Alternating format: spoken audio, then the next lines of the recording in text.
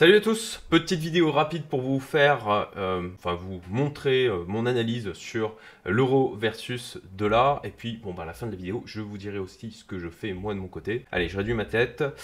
Voilà donc un canal baissier sur l'euro dollar que j'ai tracé il y a de ça maintenant, je crois que ça fait peut-être 2 ans, et que je surveille depuis un moment par rapport à mon allocation, je dirais, de liquidité sur les différentes devises. Et donc là, on peut voir qu'on est sur le haut de ce canal baissier au niveau de l'euro-dollar. Et moi je trouve intéressant du coup que l'on vienne à nouveau toucher ce niveau là qui avait été touché en tout cas par rapport à ma droite de tendance 2020, 2021, 2014, ça remonte là, on était passé au-dessus là en 2008. Donc à mon sens là, ce qui a le plus de probabilité de se produire, même si on a un excès haussier. On voit là qu'on passe en zone de surachat au niveau du RSI. Je suis en weekly, donc sur l'euro-dollar. On a déjà tapé plus haut sur l'euro-dollar en termes de RSI, donc on peut très bien continuer encore à pousser.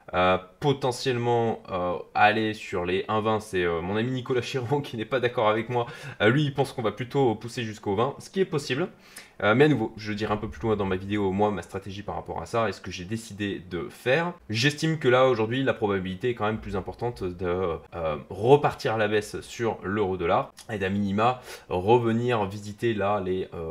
Voilà, autour des 1,02, 1,05, 1,06, dans cette zone-là, ça me semblerait pas déconnant. J'ai d'ailleurs, comme vous le voyez, ici une alerte sur les 1,06. Ce qui vient renforcer mon biais, mon image mentale, comme le dit mon ami Cédric Froment, avec qui d'ailleurs je déjeune dans 30 minutes, il faut que je me dépêche.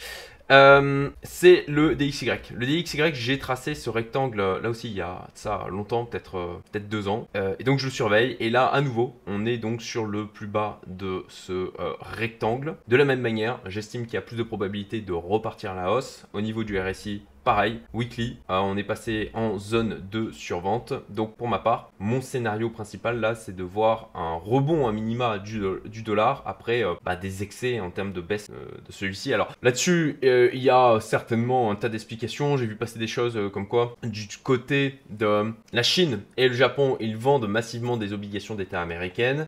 Donc ça met une pression aussi sur les taux américains. Il y a tout ce qui se passe au niveau de la guerre commerciale. Voilà, sur le pourquoi du comment, très exactement, sincèrement, je ne saurais pas l'expliquer. Moi, là, ce que je vois, c'est en termes de graphique. J'ai quand même 2 éléments au niveau de l'euro-dollar et du DXY où je vois que d'un côté, je suis sur une zone de résistance et de l'autre sur une zone de support. Le seul truc qui me chiffonne, c'est au niveau du dollar-euro.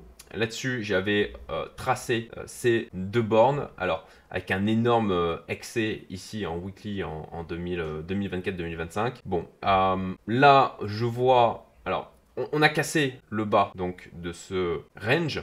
Ce qui n'est pas un élément positif par rapport à mon scénario. Bon, par contre, on est quand même ici sur une zone de support. Et là-dessus, bon, ça vient alimenter aussi mon biais de me dire qu'on peut avoir un rebond à minima sur le dollar dont j'espère profiter. Pareil aussi sur dollar versus euro.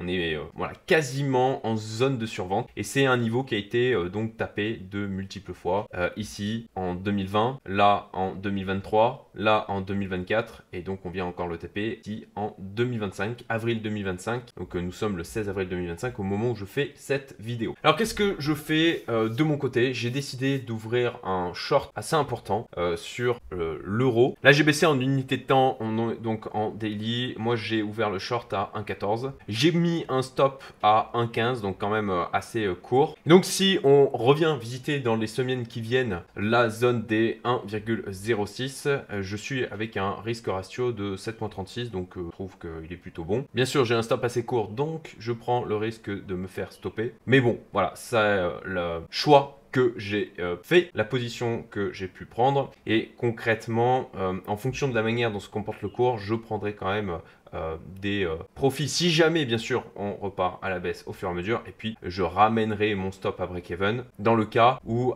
à minima en 3D, voilà là je suis passé en 3D, et bien on reclôture en dessous donc de la partie haute de ce canal baissier sur l'euro-dollar. Avant de vous laisser, je vous précise qu'il y a un lien en description de cette vidéo vers un programme à 0 € où j'explique de A à Z comment je m'y prends pour trouver des opportunités d'investissement particulièrement rentables et avec un risque reward que je trouve des plus intéressants. Excellente journée et je vous dis à bientôt pour d'autres vidéos.